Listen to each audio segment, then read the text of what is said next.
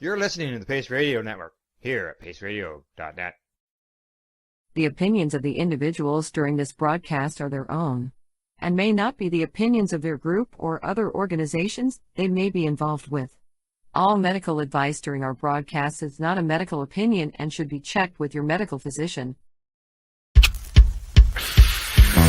Oh yeah, baby, that's lovely.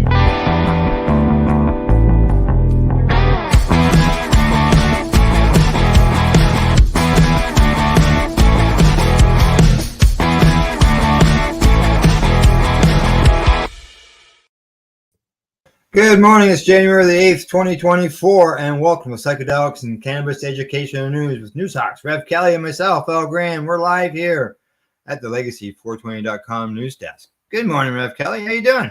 Good morning. Happy New Year. This is our first show of the new year. Happy 2024. That's right. Happy New Year. Happy 2024. 2024. Is there a backwards 420 in there? It is. And if you actually look at the 2024 right now, you'll see 420 is at the end. So it's a 420 year all year. Yeah, that's right. What are we going to do come April 20th? We actually have a really big event happening. Yeah. In Niagara Falls. We're going to turn the falls green now. That's right. That's right. That's right. Talking about events, cannabis events, I see that there's been a release of a video of the Global Marijuana March in Toronto. Some advocates apparently have gotten together. They're upset at the low turnout last year. Yeah. And they're going to try to get more people to show up this year. Yes. Yeah. It's a big thing. That's right. That's right. It's in May. Yes, May. That'll be the first Saturday, May the 4th, I think is what the video says. So, but we'll get into more of that later on as we go along. Yes, lots of time. There's 4 or 5 months in there, but we got lots of good news today, Rev Kelly. Yes. All right, there we go. We'll get started. MJ Biz Daily. It says Canada destroyed 3.7 million pounds of unsold, unpackaged cannabis since 2018. I can't believe this. Canadian operators destroyed millions of packages of unsold cannabis products and a record amount of unpackaged dried flower in 2022 and the first half of 2023, largely because of years of imbalance in supply and demand. According to the data shared by Health Canada, the federal cannabis regulator, 611.7 million grams, 1.3 million pounds of unpackaged cannabis was destroyed by licensed producers in 2022, an increase of nearly 44% over the 425 million grams destroyed the previous year. These numbers Holy smokes. Devastating. My God.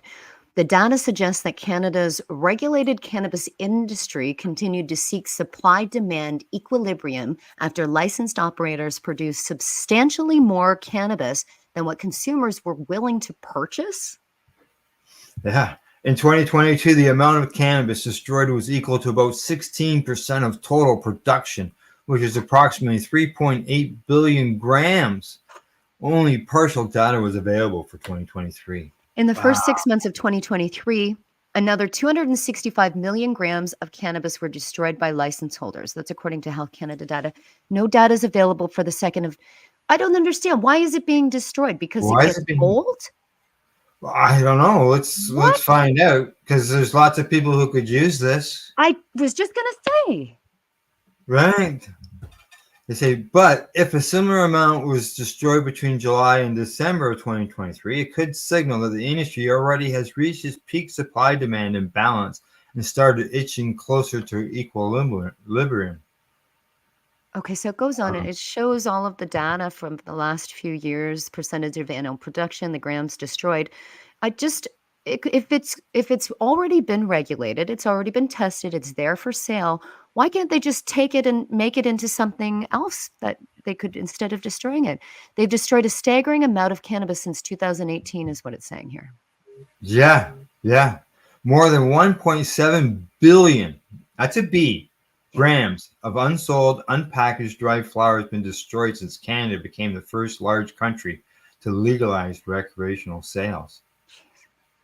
Holy smokes. Look, it's saying it's the equivalent to the weight of approximately 1,252 Honda Civics. So I'm imagining 1,200 Honda Civics all lined up right now. And that's the amount of cannabis that has Wow. been destroyed. Well, Jeez, it's already been tested. It's fine. It can be sold.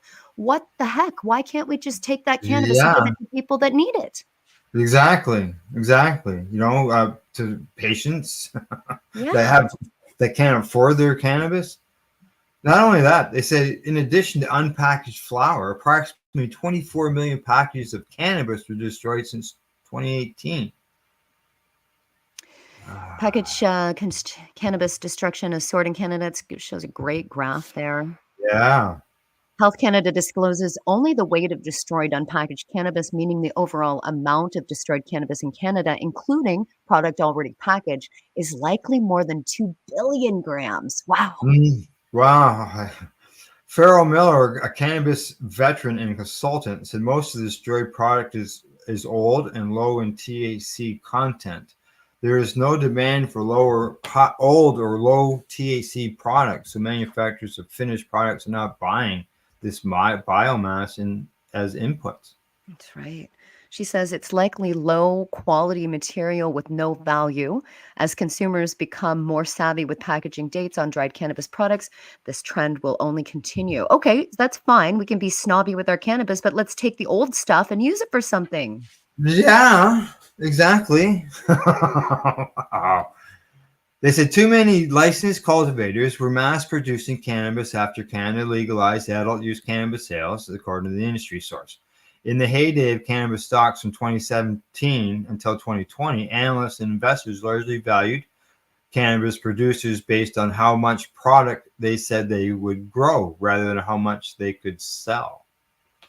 And that incentivized cannabis licensed holders to fund and build massive greenhouses that, for the most part, were not capable of producing the high quality, high potency cannabis that consumers wanted and are now defunct and sold to somebody else that isn't cannabis because they're not used anymore. My goodness. Yeah, wow. All these products. Marie Sweeney, cannabis team advisor of the Ontario-based Cannabis Licensed Experts Consultants, also suggested that a wave of business closures contributes to cannabis destruction, since insolvent companies generally are required to destroy unsold product if it's not liquidated before permits expire. Since early 2022, at least 42 cannabis or cannabis-related companies have filed for Canada's Corporate Insolvency Law, the Companies Creditors Arrangement Act. Oh my goodness, wow. Yeah, they say most of the cannabis in their warehouses end up destroyed, but there are some exceptions.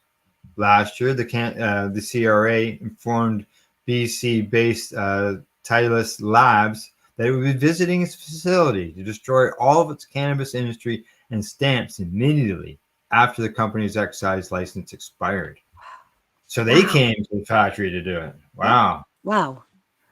That means that Tantalus, which had filed a notice of intention to make a proposal under the Bankruptcy and Insolvency Act, couldn't sell its inventory. So they just came in and destroyed it so they couldn't sell it. Well, you got to read the next line where it says that They they challenged the challenged. decision and won, meaning it was able to sell the inventory instead of Yes, destroying it. Okay, good. I was following that on LinkedIn, and yeah. Other reasons Sweeney cited for destroyed cannabis included companies not having a sales team or business plan, as well as their failure to pivot in an evolving market, overproduction of bad or undesirable products, and labeling requirements have driven consumers into high THC products, leaving a surplus of quality, lower THC products without a pathway to a market. Well, Sweeney said the potency issue was further exacerbated by some provincial wholesalers who didn't accept products below 20% to 25% THC, depending on the product category. Wow. So if they weren't high, if they weren't getting those big high numbers, that was not good enough for them. Yeah. You don't need those big high numbers when it's medicine, when it can be just changed into medicine or given away as medicine. You don't need those big high numbers. Why would you destroy it for that? Yeah, exactly. Yeah. They said the latest Health Canada data shows that as of June 23rd, unpackaged inventory for cannabis license holders, provincial wholesalers, and retailers amounted to almost 1.2 billion grams. Gee, we see that word a lot in here. I see that one a lot. I don't know where did you jump ahead here? I Yeah. lost. Yeah. The current state of oversupply could be considerably higher when data from September, October, and November, the season colloquially known as Croctober, is published. Did you find this yet? Yeah. Canada tracks cannabis cultivation monthly, and those months typically amount for the highest amount of cultivation. Miller, the industry veteran, believes the federal government should look for ways to coordinate public policy and regulatory activities with provincial regulators and cannabis license holders. There haven't been any limits placed on issuing licenses, and that is contributing to the oversupply, she says. If there was more of a national coordination effort that would give the federal government more insight into what is actually making it onto the shelves in stores. Only the federal government licenses production, and the provincial and territorial governments manage retail. So a more coordinated approach within the industry among the provincial and federal governments would help manage the oversupply of licensed products. Well, at least we've got a solution here, or some pathway to a solution. Yeah. Miller said the federal cultivation license holders need to meet minimum THC requirements to attract the attention of finished product manufacturers and retailers. Retailers and wholesale suppliers across the country have adapted to consumer demands by purchasing primarily high THC products. Wow. Yeah. Licensed growers and manufacturers have accumulated trim and biomass that cannot be sold or created into high-impact products, meaning it is being destroyed. Well, yeah, I know a guy that used to take my trim, my sugar leaf trim, and he made some really nice shadow with it, I'll tell you. of course. Right? You can make Yeah. you can make topicals, you can make suppositories, you can do so many things. You can make it into oil and bake cookies. Like, come on. Yeah. Instead of destroying it. It's just Just destroy it. I Send would it do to all a that stuff. country I that don't mind doesn't have cannabis legalized. topicals. Yeah. We were saying Yeah. before the show, you can send it to Ted We got a at Victoria message? Buyers Club. He'll know what to do with it, right? There's a lot of advocates out there that hand-to-hand Yeah. patients free medicine because that's part of their programs and their protocols. There's so many of these agencies. That should be what's That's happening. right. I'm going to call Farrell Miller and ask her to help. Hey, see if you can get this help. There you go. And just so you know, we got a message. Hi. We got a message from Sid. Sid says, Happy New Year 2024. Very supportive of the cannabis industry for good consumers and dispensary market businesses. Hi, Sid. So happy New Year, Sid. Hey, on to our next story. Come on, headline. There we go. From the Marijuana Moment, study finds cancer survivors who use cannabis reported great degree of symptomatic improvement. Yes. It's a new study of 1,886 cancer survivors, and it found that nearly half. And Sid, you're right there too, just so you know. Sorry? Okay. Either currently or previously used cannabis, with most of those who Sid left another message. Are we okay? We'll keep going. Okay.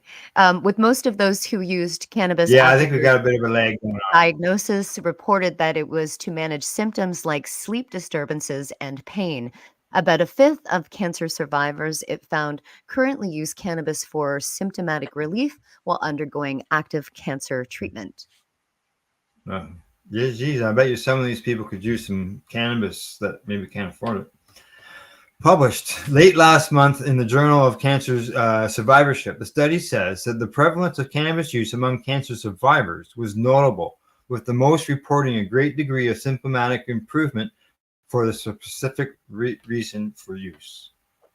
Of all participants, 17.4% were currently cannabis users, or were current cannabis users. 30.5% were former users, and 52.2% said they'd never used cannabis. Of the 510 respondents, 27% who used cannabis after their cancer diagnosis, 60% said they used it to manage sleep disturbances, followed by pain, stress, nausea, and mood disorders or depression. It's good to see that over half of those people had never used cannabis before. Yeah. Yeah. That is good to see. Also, about a fifth That's 91 out of the 510 of cancer survivors used cannabis to treat their cancer, as I did. Majorities of patients said that the use of cannabis was effective at treating symptoms. Among those using it to treat nausea, for example, 73.6% said it was effective to a great extent, with another 24.4% saying it was somewhat effective. Only 1.9% said it had very little efficacy, and virtually none said it was not at all effective. It's none said it wasn't effective at all. Similar findings occurred around depression, appetite, pain, sleep, stress, and coping with illness generally. In each instance, more than half of respondents said cannabis was helpful to a great extent, while between half and a quarter said it was somewhat effective. Small fractions, at most around 5%, reported very little benefit or none at all. In terms of treating cancer itself, responses were only slightly less enthusiastic. Just under half called cannabis effective to a great extent. 34.5% said it was somewhat helpful. Basically, 14% it was offered very low benefit, and 4% said it helped not at all.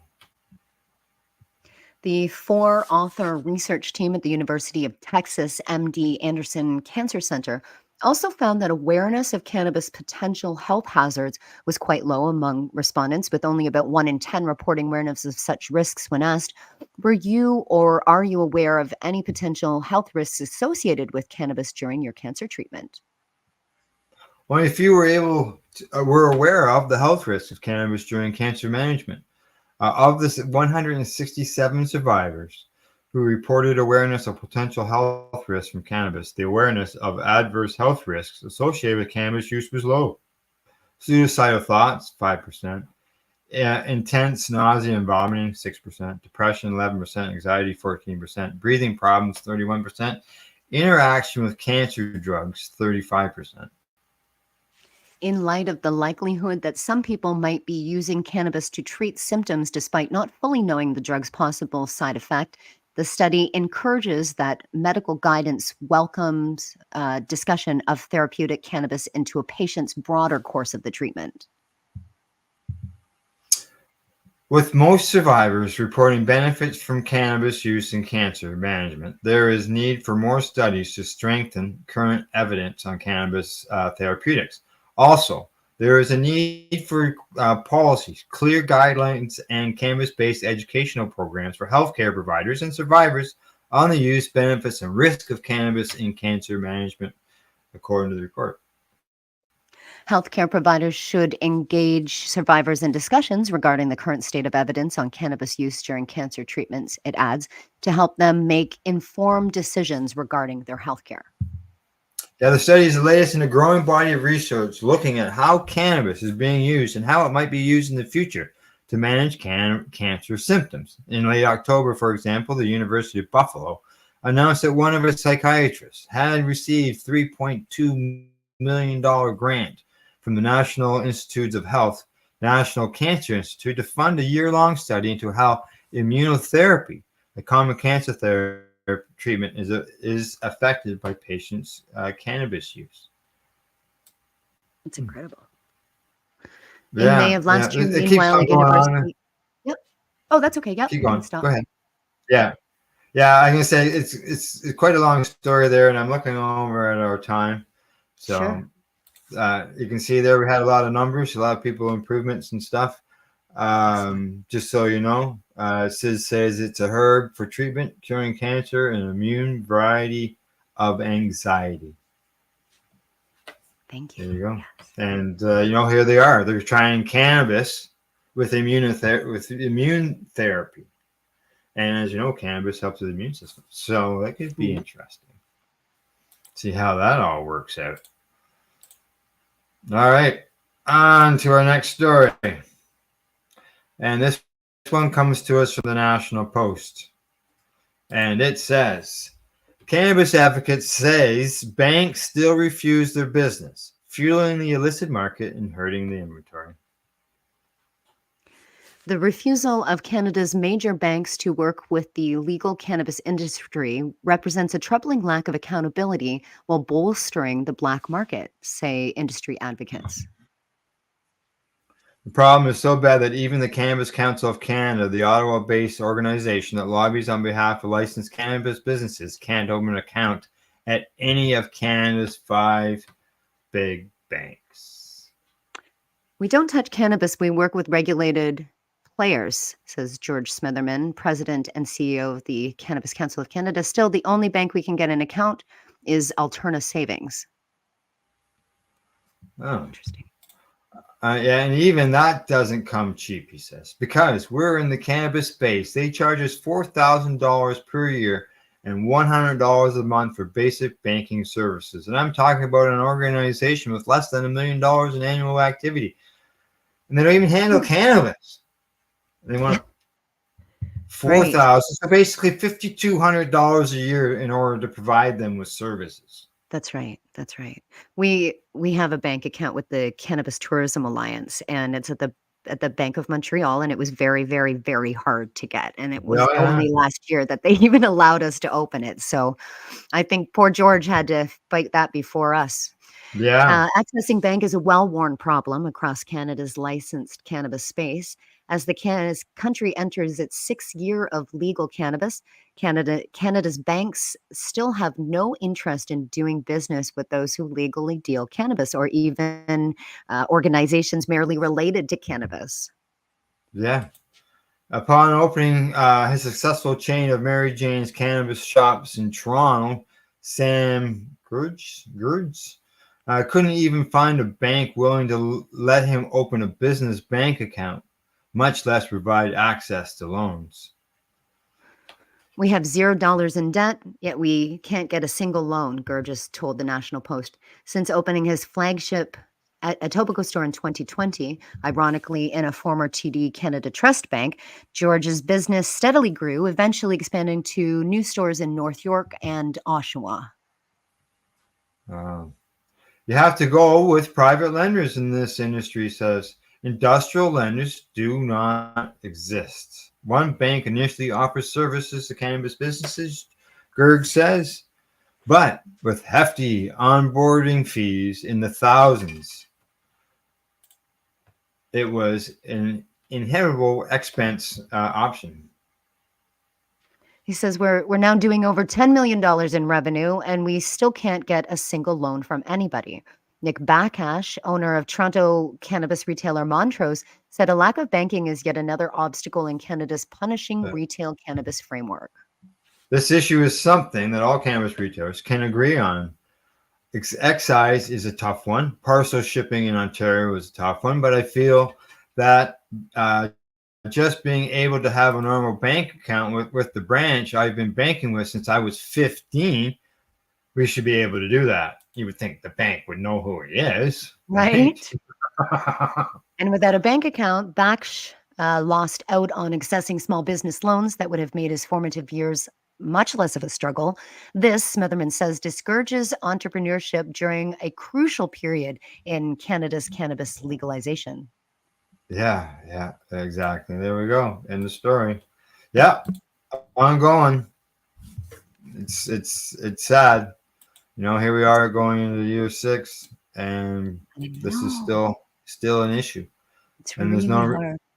And that's an issue with all things like PayPal or Squarespace or Stripe or any of those payment services as well that are affiliated with banking or using money services at all. You can't have your cannabis in that or even affiliated with it. If they look online and you've got cannabis on there, that's it.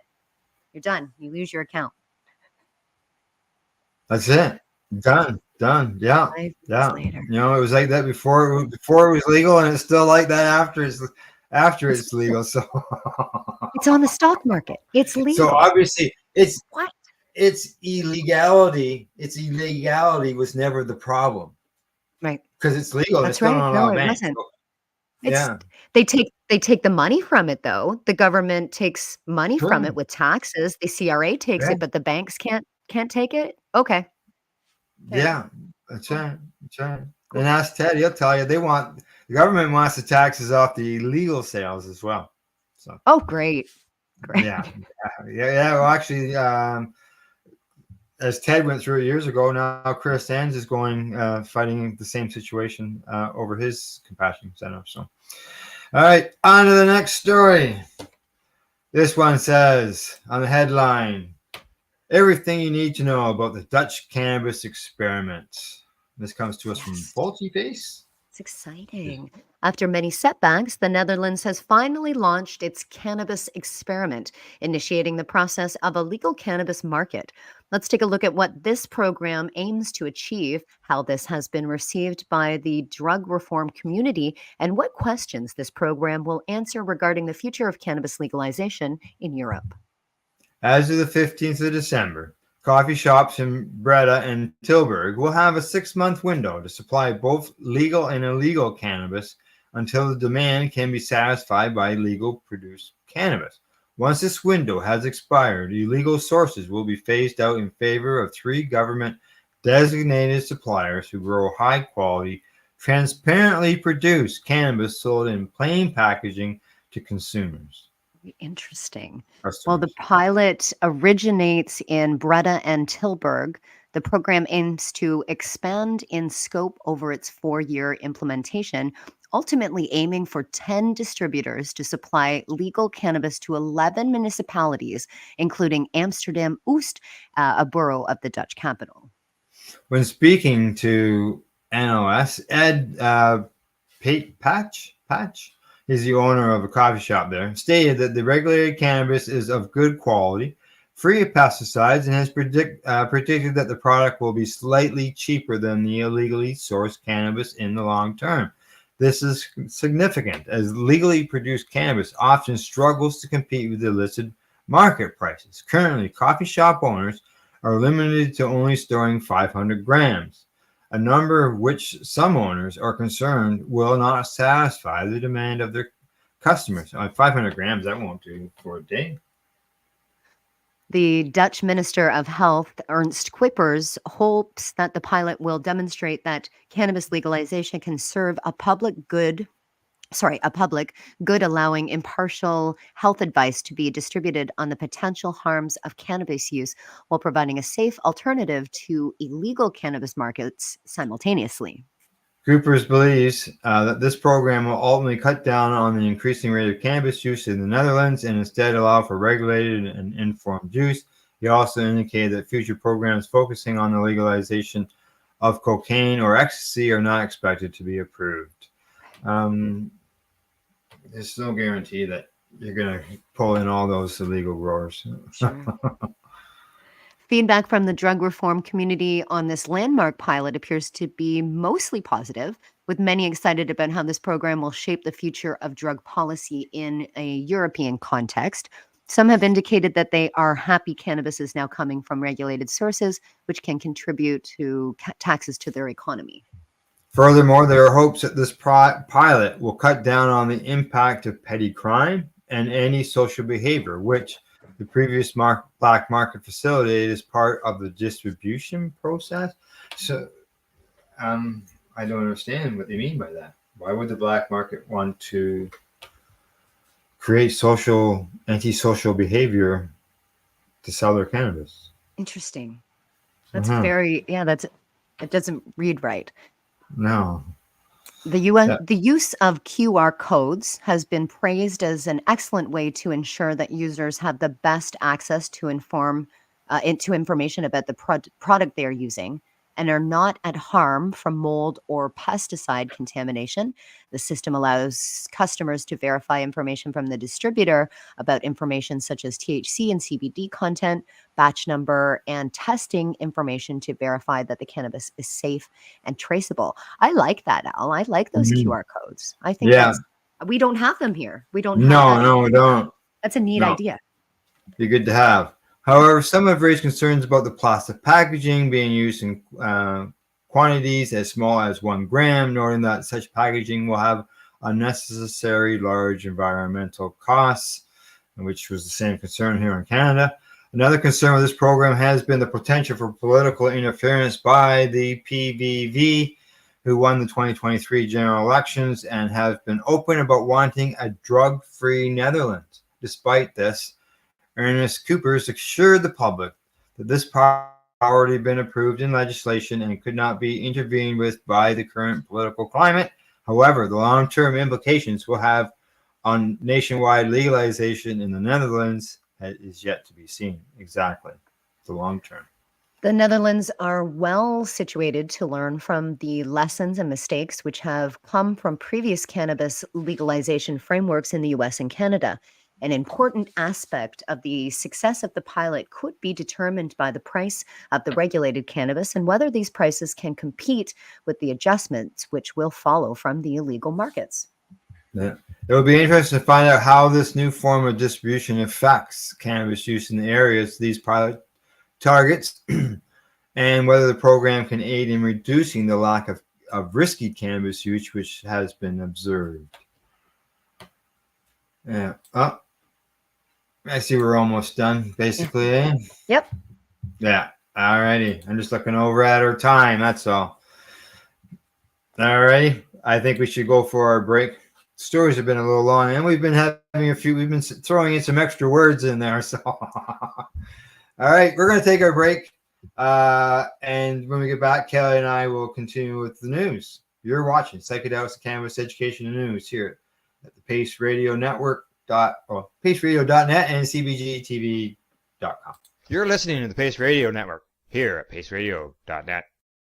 When you think of the number of unique products developed in the fields, kitchens, and labs at Legacy 420, it's hard to think that one stands out above the rest. But tell that to the thousands of people who have tried this amazing breakthrough product. This is our Sacred Salve. This is actually our extra strength. It comes in 5 different strengths. It's all natural, all organic. It typically works within 10 to 15 minutes of putting it on. It's good for arthritis, it's good for inflammation, any kind of pain. We're very proud of it. Sacred Salve, so easy to apply, along with soothing relief. To select a strength that's right for you, come in and talk to your trusted partner. Legacy 420 out on your road.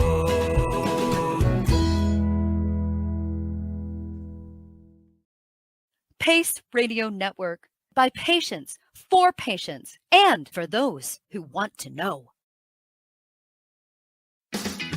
Enjoy the buzz of legalization with Campbellford Lifestyle Shop. From lights to plant nutrients, books, consumption accessories, and more, we've got all your basics to grow or consume cannabis. Visit our info center or take a look at our piercing services and body jewelry, now available in-store through Campbellford Lifestyle Shop, 17 Bridge Street West, Campbellford.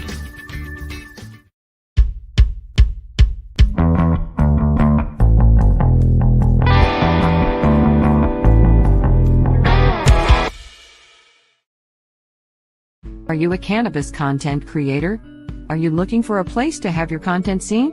If you answer yes to both questions, then you need to check out cbgtv.com. Let's share Pace everywhere. That way it can help create peace. People everywhere advocating cannabis education. Limestone City Hydroponics is Kingston, Ontario's hydroponics shop. Take your growing to the next level and create the optimal environment with a tent kit or maximize your yield with an ebb and flow flood table kit. Either way, Limestone City Hydroponics has more sizes and options to fit your needs. Are you looking for the power of the sun that adapts to your budget? Then look no further as they have professional grow lighting. They have indoor grow systems that are easy and cost effective with many options to fit your living space and lifestyle. Cultivate your growing potential. We have everything you need to succeed. And if you can't make it to the store, they offer local delivery to the greater Kingston area. Remember, when you're looking for experts to help you grow, then look no further than the locally owned Limestone City Hydroponics, 105 Sunderland Drive in Kingston, Ontario. Call them at 613-548-0420. You're listening to the Pace Radio Network here at PaceRadio.net. Hey, we're back from break, and we're ready to bring you 5-6 more stories, see what happens with the rest of our news, because stories can be long. Right, Rev Kelly? Absolutely. All right. I'm interested in this next one. Wasn't able to get to read it before the broadcast, so this would be good to see. Headline on this says from StratCan, comparing attitudes about cannabis in the US and Canada. It's a new research article that's arguing sales of cannabis, especially edibles, are likely to capture an increasing share of the market as consumer interest increases and stigmas decrease.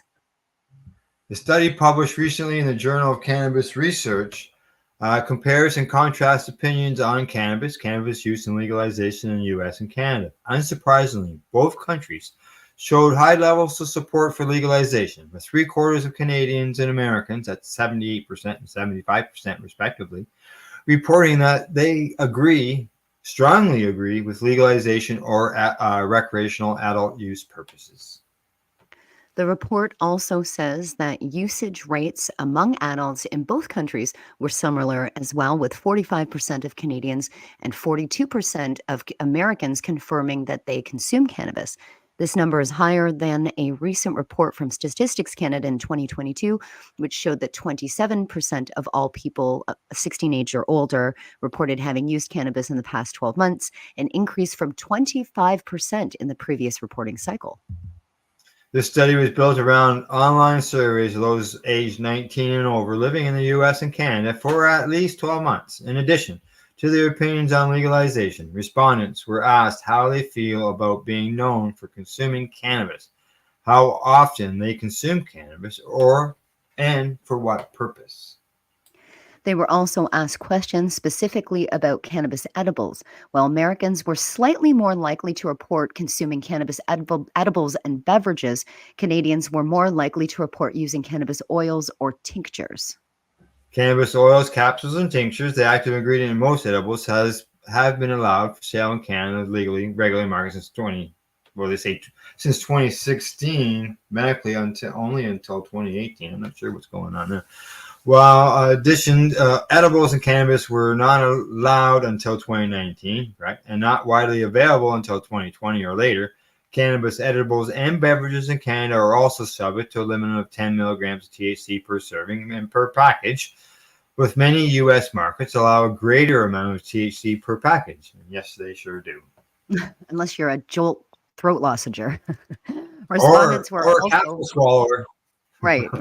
Respondents were also asked if they intend to increase their purchases of edibles in the future and about their perceptions and concerns with edibles. Around 21% of American buyers reported that they would increase purchases compared to 13% of consumers in Canada.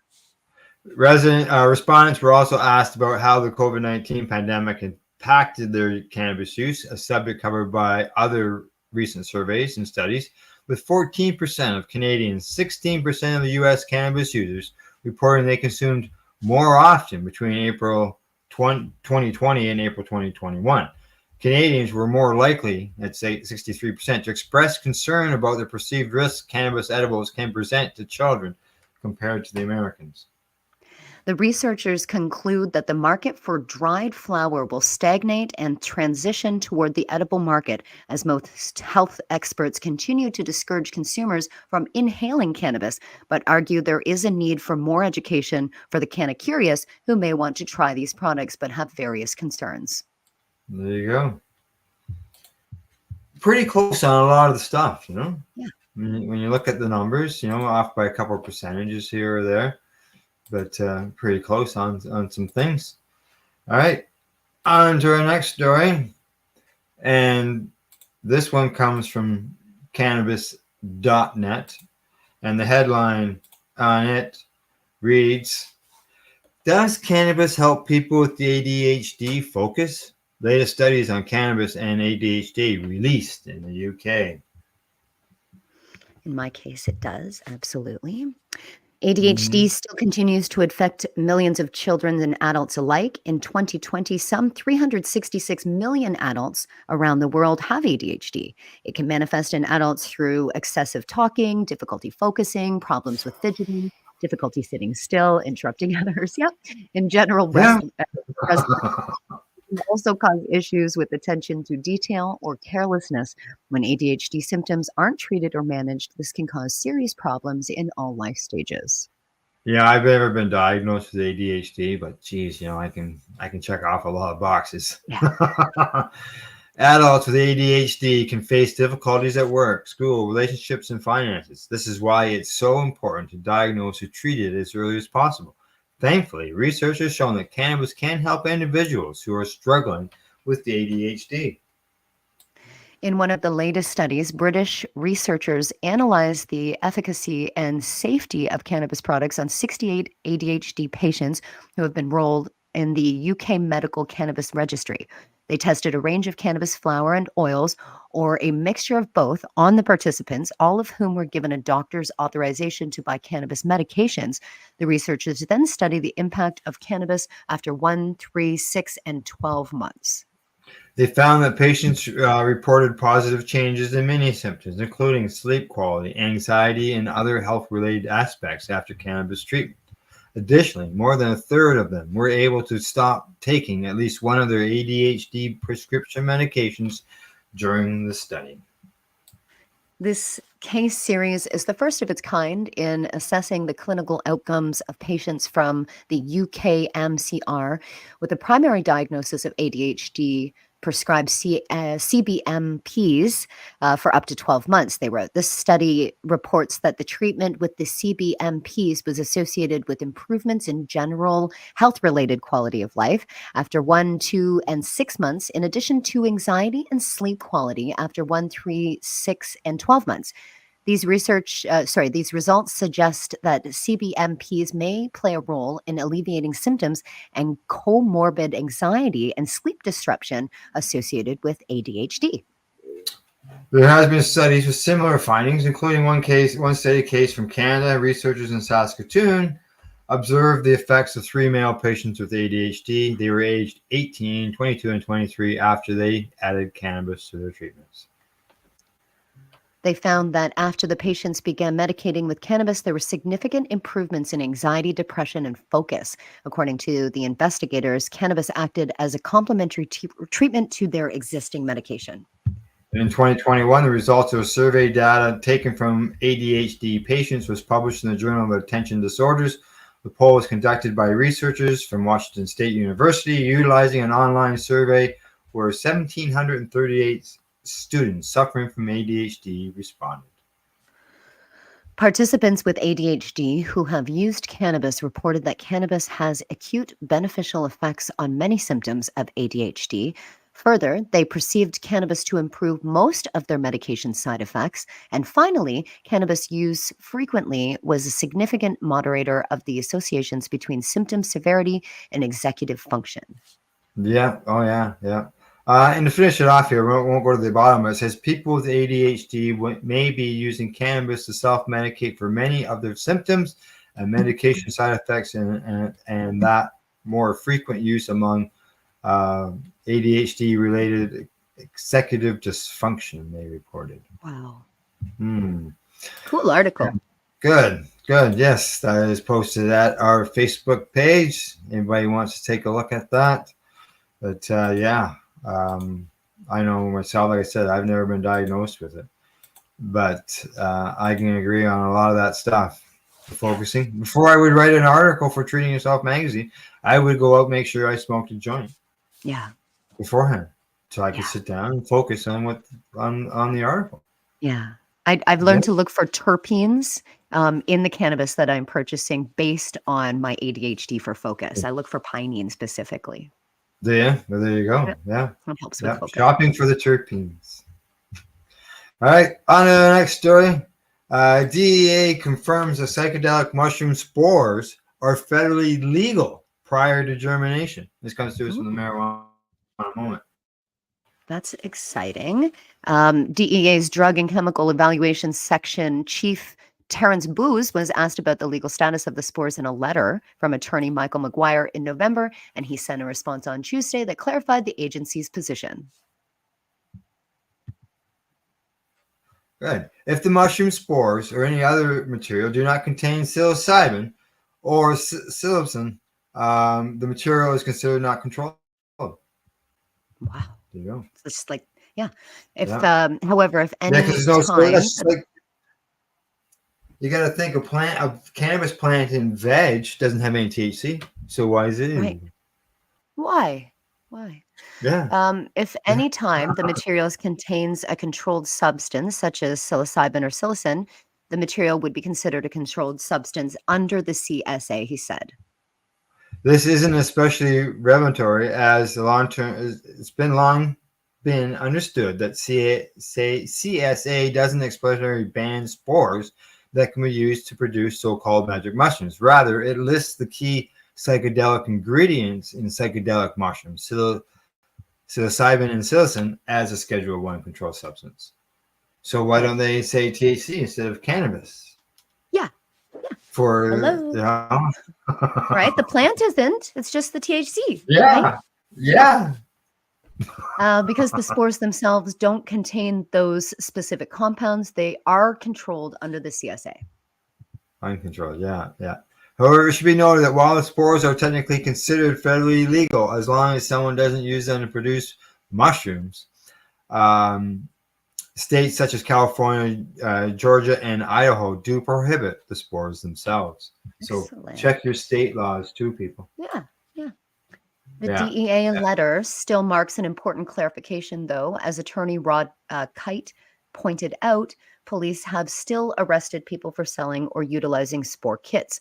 But it's possible that could be connected to a different question of whether the kits are considered drug paraphernalia, which may depend on how spore kits are marketed or used. Oh, interesting. In short, the newest DEA letter is a positive clarification of a long debated issue. However, it does not necessarily open the doors to widespread use and sale of spore kits. At a minimum, buyers and sellers should understand the legal issues with a lawyer and act accordingly. Yeah. The spore versus mushroom advice question mirrors another DEA paradox that was addressed in separate earlier letters from Booz. While cannabis is federally prohibited, the seeds that produce that plant are not, as long as they do not contain more than 0.3% THC or by dry weight. Yeah, there you go. If the seeds fall under the threshold, they are considered federal legal hemp, under the definition set out in the 2018 Farm Bill that legalized the non-intoxicating crops. Booz made the distinction in a letter to attorney Shane Pennington back in January of 2022. Meanwhile, the DEA officially issued a mushroom spores are legal in the U.S. Right. Do you want me to keep going? Yeah. The DEA official issued another relevant administrative interpretation of cannabis statute last year. Well, he asserted that the agency considered the intoxicating THC an illicit Schedule 1 drug if it is synthesized from federally legal CBD. Oh my goodness. That's all that fake synthetic stuff. Yeah. I just so you know, I've closed the story down. I just found that out. So, I don't know whether that was causing. On to the next one. Yeah, I'd let you know. On to the next one. I'm ripping along here. On to the next story and the headline on it. And this one's coming to us from cannabis.net. And this one we had a bit of discussion before the show we went live, because it says that there's 220 million people worldwide are using cannabis, according to a new UN report. Yet, cannabis is still illegal almost everywhere. 220 million. What do you think? I thought it was a smaller number. I thought that's a smaller number. I think that more people are using it, but I think that's the one that's reported. Yeah. The United Nations' latest World Drug Report for 2023 sheds light on global substance use trends, emphasizing the sustained prevalence of drug consumption worldwide. In 2021, an alarming 1 in 17 individuals aged 15 to 64 engaged in drug use over the past year, marking a 23% increase since 2011. The report underscores the significance of this issue, with an estimated 296 million users constituting whatever that word is, 5.8 percent of the global population aged 15 to 64. So they're only really registering up to 64 when they talk about Right. this. We know a lot more seniors are using Yes. cannabis. So Yeah, and especially with the senior um, category in growing huge growth. hugely. Yeah. The UN report illuminates the pervasive influence of cannabis on global scale, solidifying its status as the most widely used substance in 2021. An estimated 219 million users, constituting 4.3% of the global adult population engaging in cannabis consumption. This continued dominance prompts an exploration into the implications of its widespread use and potential links to legalization initiatives shaping the evolving landscape of cannabis consumption worldwide. Within the realm of cannabis consumption, a significant shift in gender dynamics is observed, particularly in North America. Traditionally, around 70% of cannabis users are men, but recent trends reveal a substantial change. In North America, women now represent 42% of cannabis users, challenging conventional patterns. Understanding the factors contributing to this shift is crucial for unraveling the evolving societal perceptions and policies surrounding cannabis use. Despite ongoing debates and regulatory changes, cannabis use maintains a consistent upward trajectory. This trend prompts an investigation into the factors influence its rise, with a specific focus on the impact of legalization initiatives, not only in the United States but also in other regions.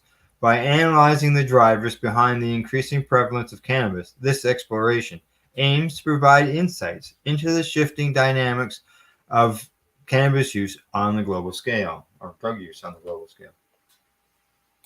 While cannabis retains its global dominance, regional variations in its prevalence are evident. The UN's report's breakdowns highlights distinct patterns in primary drug use reported by individuals entering drug treatment across different regions.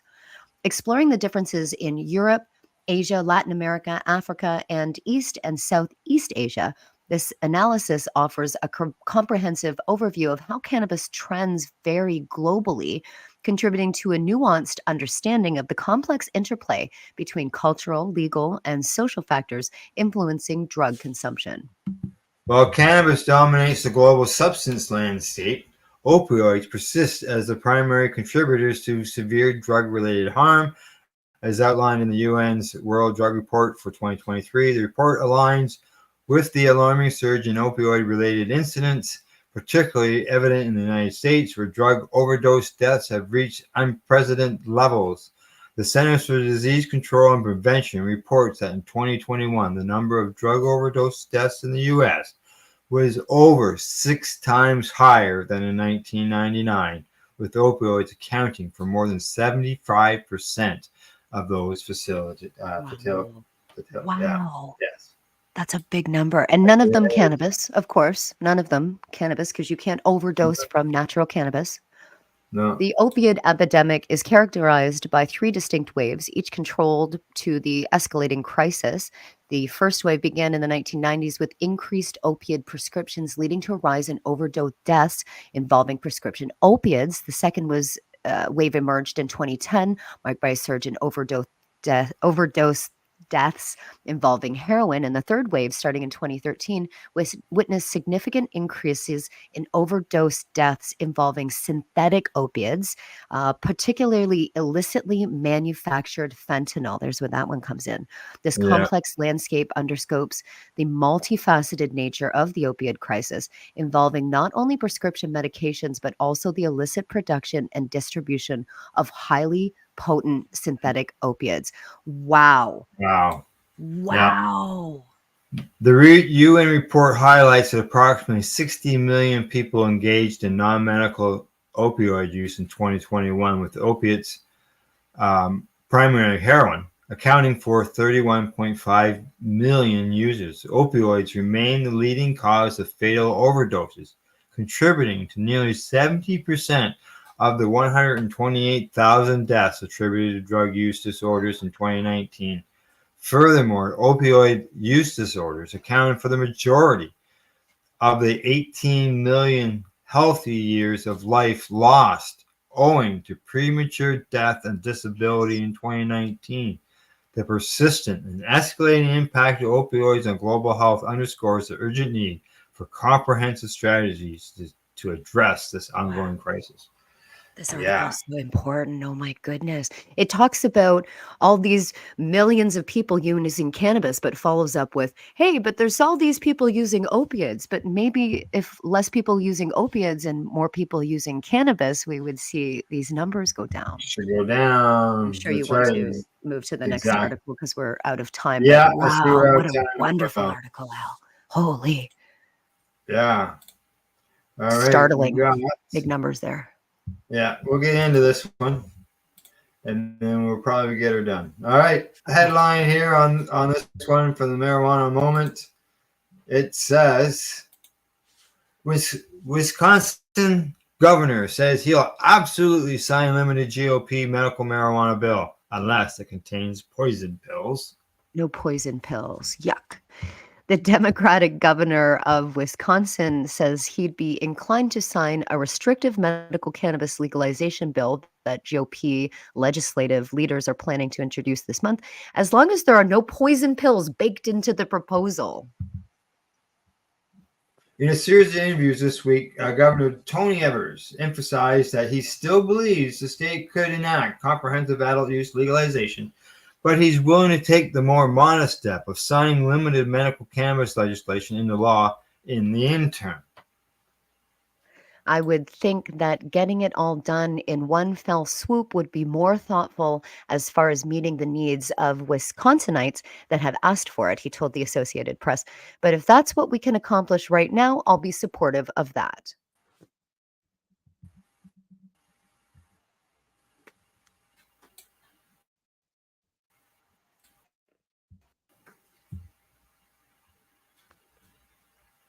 And I think Al might be frozen.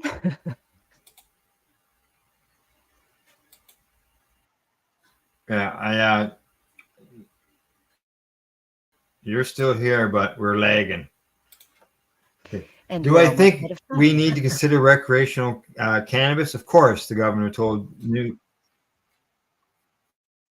Yeah, and we are almost out of time, and we're not connecting here very well. There, I just shut that down. All right. No. Okay, Had yeah, some I just legginess closed today. it off. I don't know because if we're the frozen. We had lagginess. some legginess today. Great broadcast, Al Yeah, Graham. I don't know yes. if you can hear or see me, but that was a great broadcast. Just a I little bit can of see you. connection I can issues see at the and end. hear you. Yeah, that happens. All right, anything you want to say? What's coming? Anything coming up this week? We've got a Doobies for Sleeping Bags drive coming up, but we'll announce that later this week. Okay, sounds good. All righty. From the legacy420.com news desk, that's our PACE news report for January the 8th. Thanks to their buyers at Camelford Lifestyle Shop, Limestone City Hydroponics.ca, and legacy420.com. And in closing, we'd like to say thanks for watching. Plus, don't forget to educate, medicate, and do not incarcerate. You're listening to the Pace Radio Network here at paceradio.net.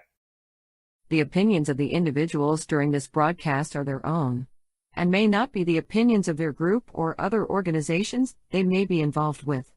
All medical advice during our broadcast is not a medical opinion and should be checked with your medical physician.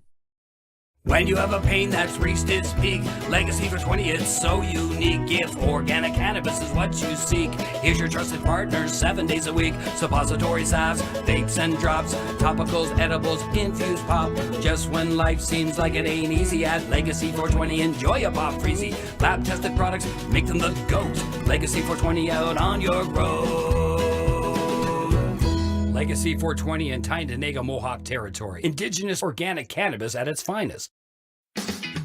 Enjoy the buzz of legalization with Campbellford Lifestyle Shop. From lights to plant nutrients, books, consumption accessories, and more, we've got all your basics to grow or consume cannabis. Visit our info center or take a look at our piercing services and body jewelry, now available in-store through Campbellford Lifestyle Shop, 17 Bridge Street West, Campbellford.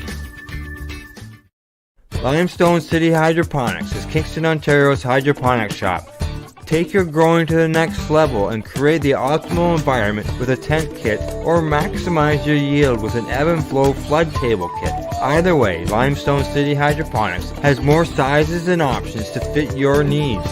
Are you looking for the power of the sun that adapts to your budget? Then look no further, as they have professional grow lighting. They have indoor grow systems that are easy and cost effective, with many options to fit your living space and lifestyle.